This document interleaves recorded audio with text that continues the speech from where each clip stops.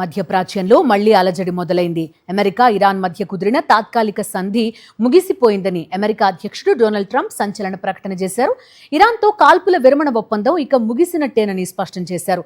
Hormuz జలసంధిలో వాణిజ్య నౌకలపై Tehran దాడులకు ప్రతీకారంగా America దళాలు ఇరాన్లోని 80కి పైగా స్థావరాలపై భారీ వైమానిక దాడులు జరిపిన కొన్ని గంటల్లోనే ట్రంప్ ఈ వ్యాఖ్యలు చేయడం అంతర్జాతీయంగా తీవ్ర కలకలం రేపుతోంది.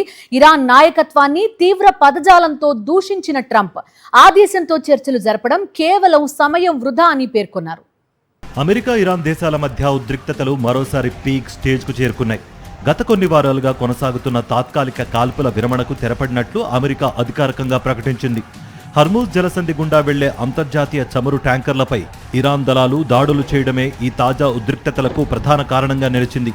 ఇరాన్ చర్యలను ఏమాత్రం సహించబోమని హెచ్చరించిన వైట్ హౌస్ రాత్రికి రాత్రే ఇరాన్పై భారీ ఎత్తున విరుచుకుపడింది.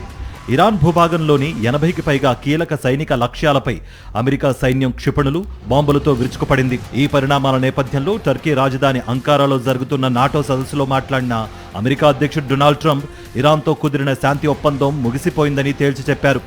ఇరాన్ అగ్రనేతలతో చర్చలు జరపడం వల్ల ఎలాంటి ప్రయోజనం లేదని, వారు నిలకడలేని వారని విమర్శించారు. అయితే భవిష్యత్తులో చర్చలకు అవకాశం ఉంటుందని చెబుతూనే అమెరికా ప్రయోజనాలకు భంగం కలిగిస్తే ఊరుకునేదే లేదని హెచ్చరించారు.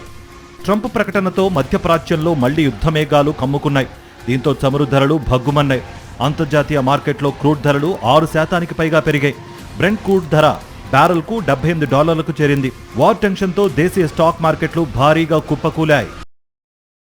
మరిన్ని అప్డేట్స్ కోసం ఛానల్ను సబ్స్క్రైబ్ చేయండి. నోటిఫికేషన్స్ కోసం బెల్ ఐకాన్ పై క్లిక్ చేయండి.